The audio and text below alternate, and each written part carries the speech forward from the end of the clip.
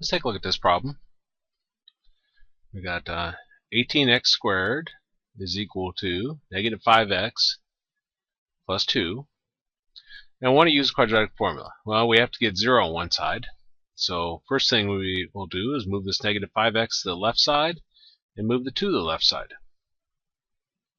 So we'll get 18x squared plus 5x minus 2 is equal to 0.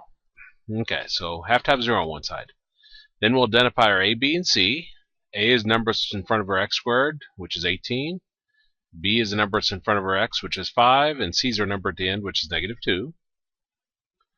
Then we've got x is equal to negative b plus or minus square root of b squared minus 4ac all over 2a. Now, it's always a good idea to go through and replace your variables with parentheses before you plug in your numbers, if you mess up on signs, that is. Not so critical if you don't mess up on signs. Notice everything else remaining exactly the same. I just replaced the variables with parentheses. Now where our b was, we'll put in 5. So it's 5 there, 5 there. Where our a was, we'll put in 18. So 18, 18. And where our c was, we'll put in negative 2. So that gives us negative 5 plus or minus. 5 squared is 25. Negative times a positive times a negative is positive. And we got 4 times 2 is 8 times 18. 8 times 18. 144 over 18 times 2 is 36. Gives us negative 5 plus or minus 25 plus 144 is 169 over 36.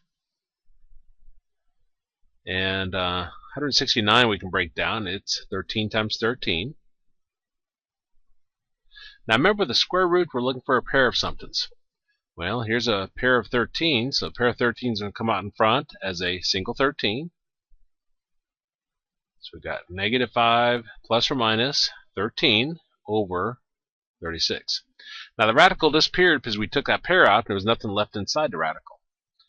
Now if your radical disappears, that's when it's beneficial for you to split it up into a plus or minus version.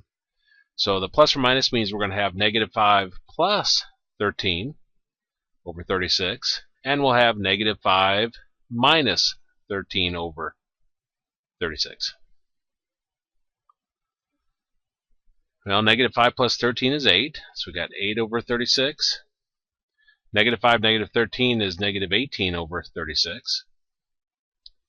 Now 8 and 36 are both at least divisible by 4, maybe more than that, but let's start with 4.